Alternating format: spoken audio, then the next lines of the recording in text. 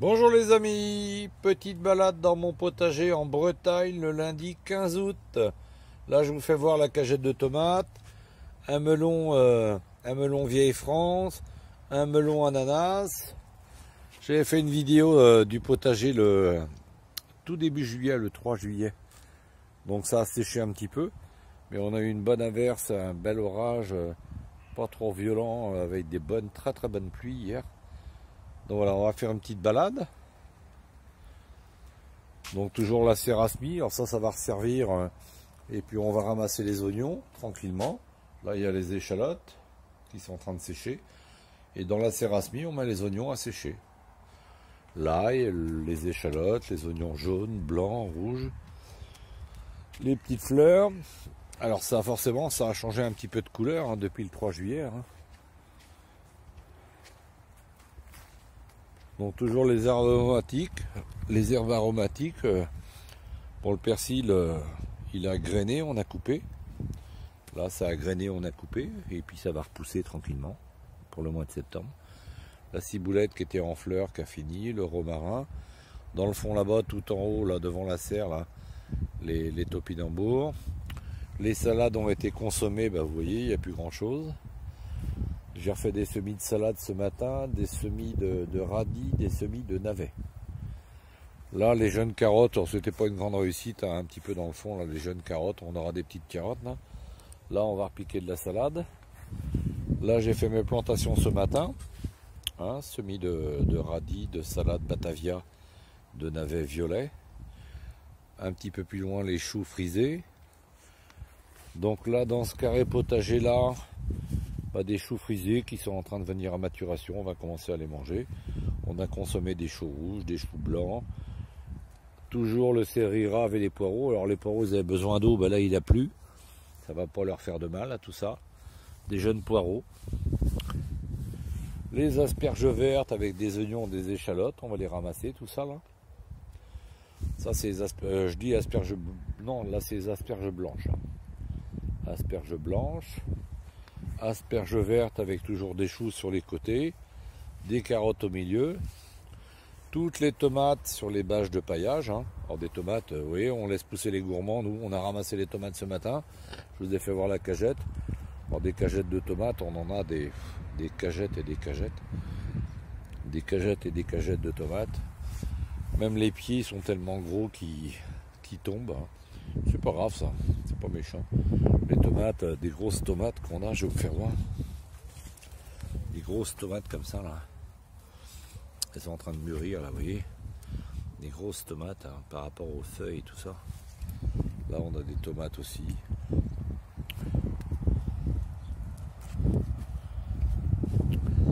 Alors les pommes de terre, je vois que certains ont déjà ramassé les pommes de terre. Nous, c'est de la pomme de terre semi-précoce. C'est pas de la semi-précoce, c'est de la pomme de terre normale, voire tardive un petit peu.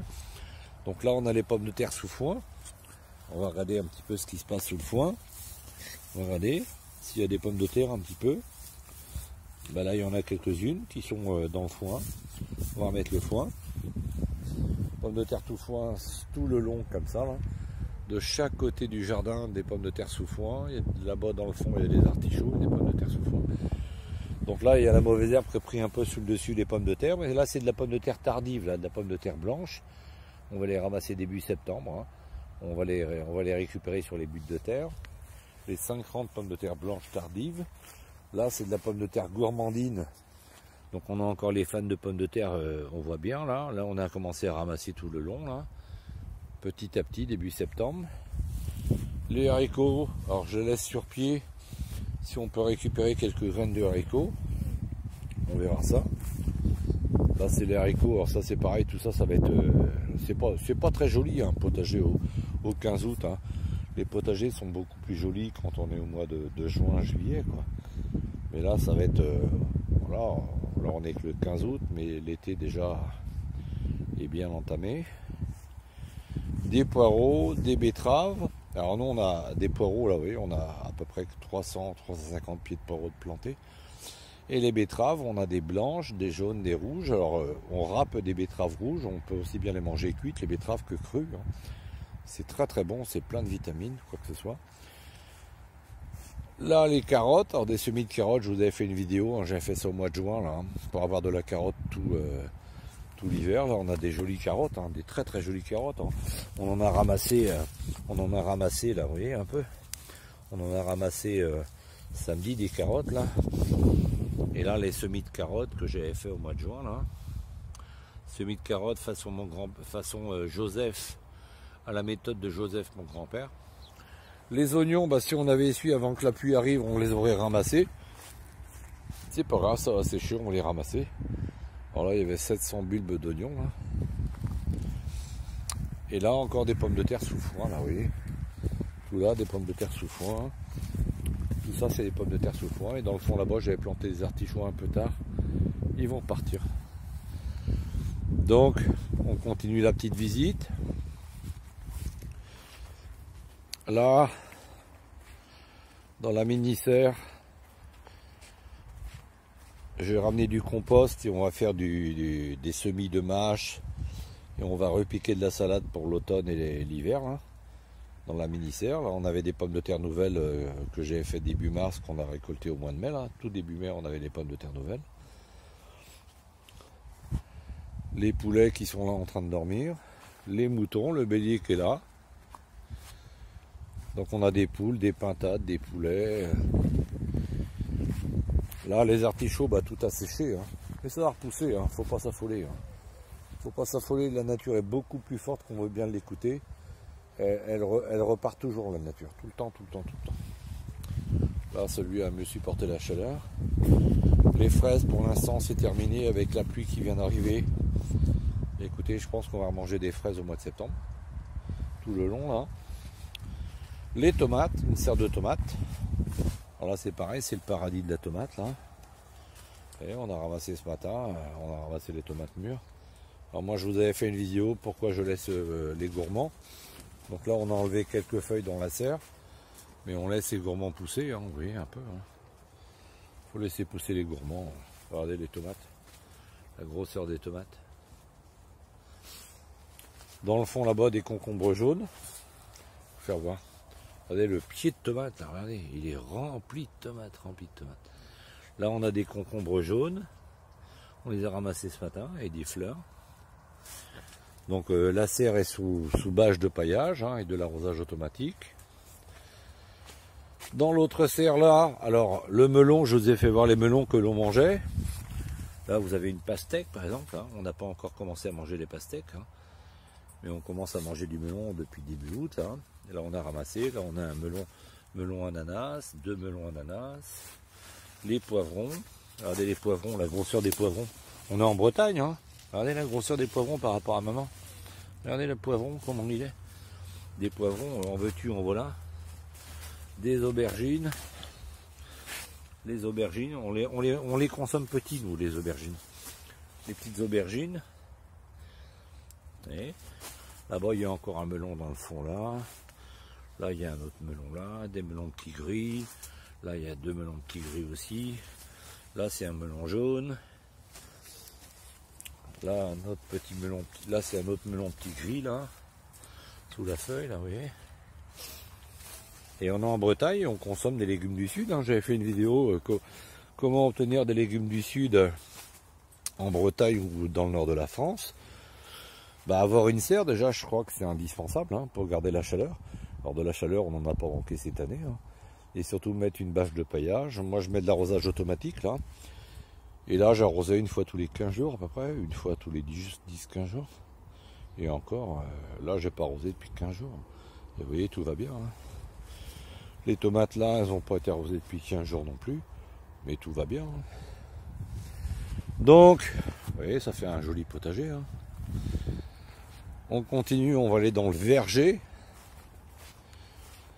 On va aller dans le verger. Donc là, le compost, là, qui est en train de se finaliser.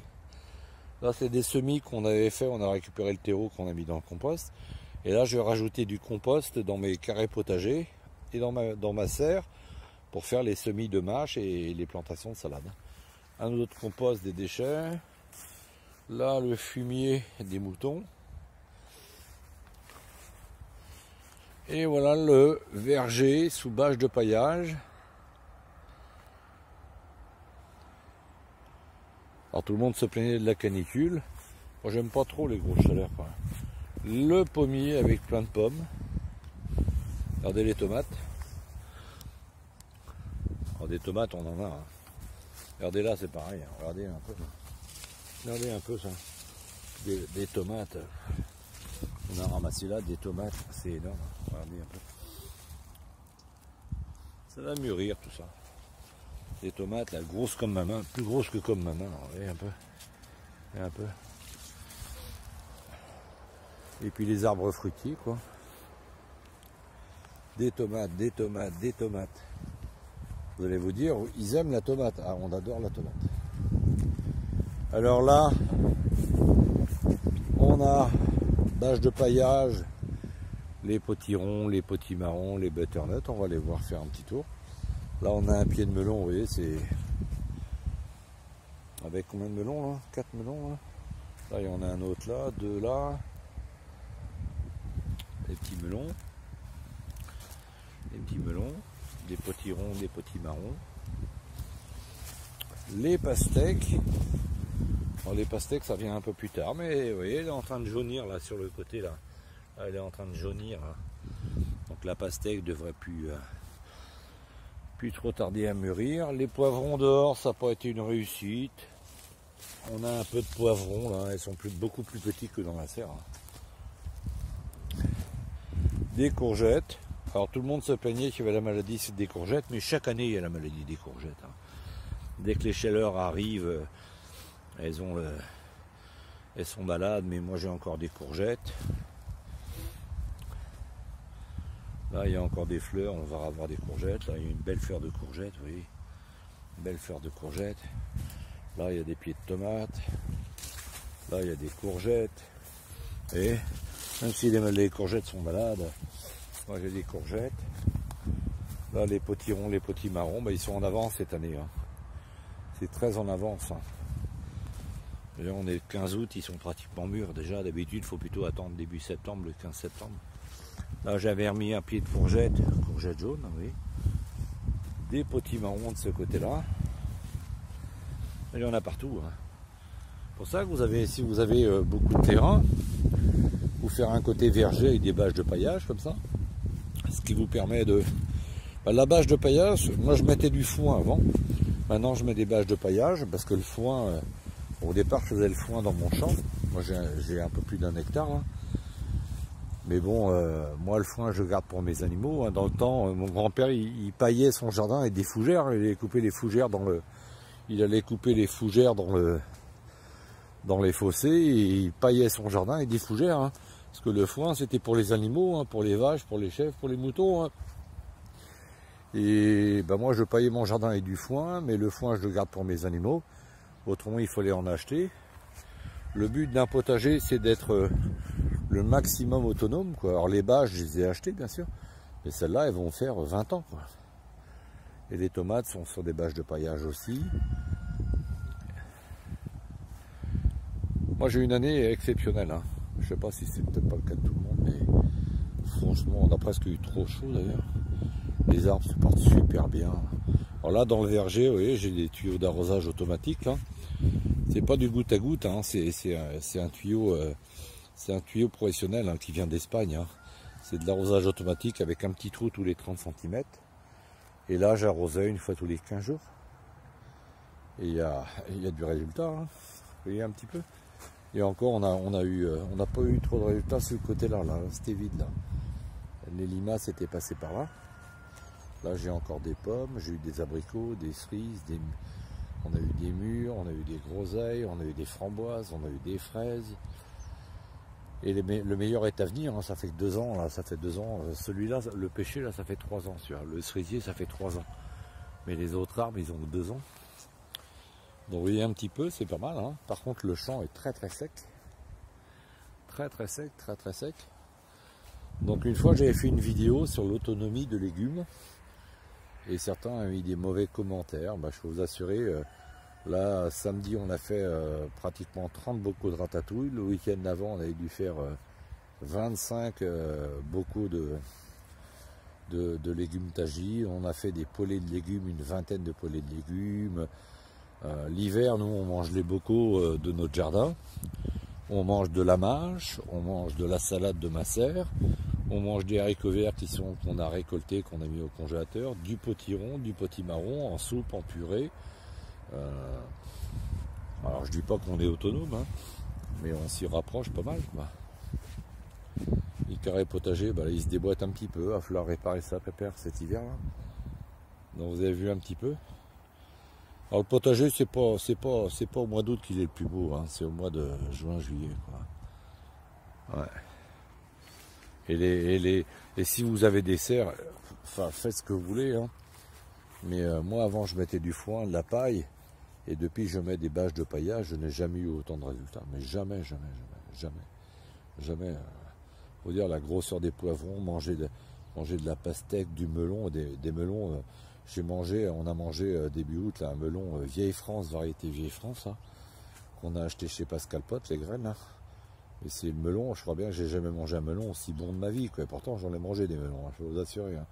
À une époque j'étais commerçant, je tenais un supermarché, je vendais du melon, je mangeais du melon régulièrement, mais alors des melons comme ça, pff, même les tomates, quoi.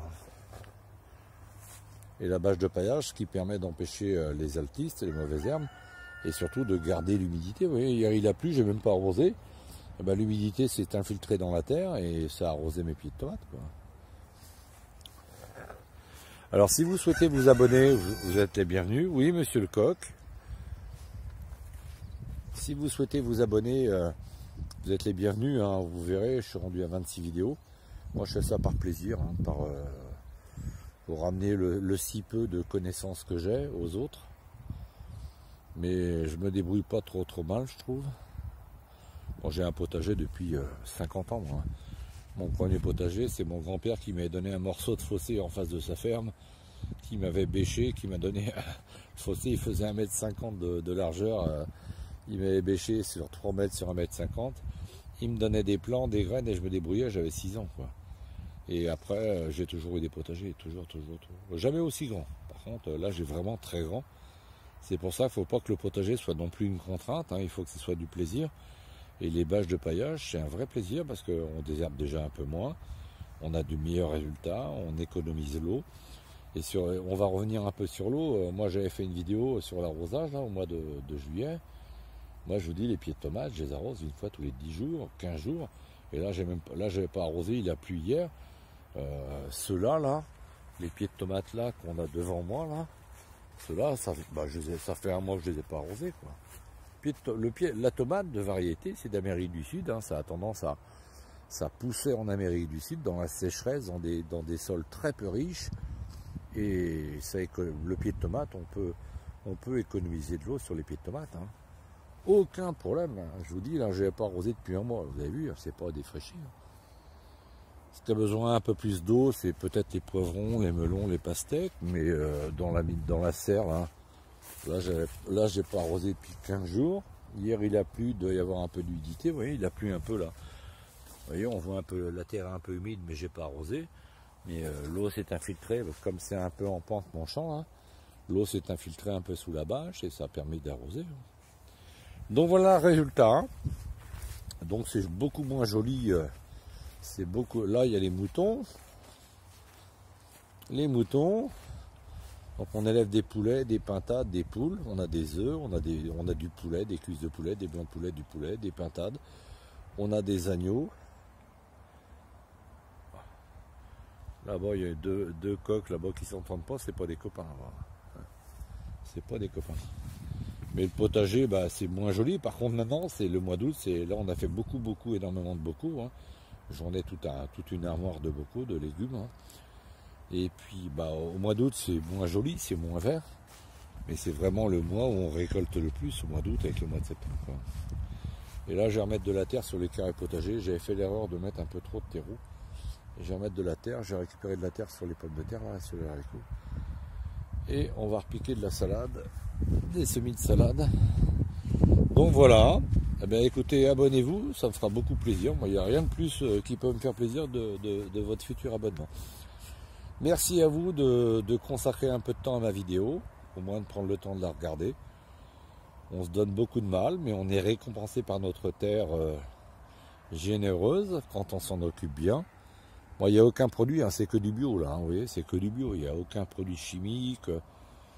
J'avais dû traiter mes pieds de tomates à la bouillie bordelaise une fois, et depuis il n'y a rien eu, même pas sur les courgettes, sur rien. Les poireaux, je leur mets des céréales graves à côté des poireaux pour éviter la mouche de poireaux, puis il faut laisser faire la nature. On a pas mal de mulots qui ont mangé un peu de betterave, un peu de carottes, un peu de pommes de terre. Mais bon, bah écoutez, il faut bien qu'ils mangent. Et puis c'est la vie. Donc écoutez, portez-vous bien. Prenez du plaisir à regarder ma vidéo. Et puis je vais vous faire voir le melon ananas. Tiens, regardez. C'est joli, hein, magnifique. Melon ananas, melon vieille France. Alors celui-là, il est tout petit. L'autre jour, on en a mangé un, il était 4 fois plus gros. Alors melon vieille France, hein, si vous découvrez ça, je ne sais pas ce qu'alpote melon vieille France. Quand vous allez goûter le melon vieille France, c'est à tomber de cul par terre. Mais franchement, hein, puis le goût des melons, enfin de tous les légumes qu'on a là, même les tomates, hein, comme je les arrose très peu, elles ont un goût intense. Elles ont vraiment un goût, mais c'est sensationnel, quoi. Moi j'ai un plaisir chaque année, c'est de faire des semis de tomates en pensant déjà aux assiettes de tomates que je vais manger ouais, l'été, quoi. Voilà, je vous dis ciao ciao, portez-vous bien, abonnez-vous, faites-vous plaisir et faites-moi plaisir. Et on se dit à très bientôt, portez-vous bien surtout. Ciao ciao.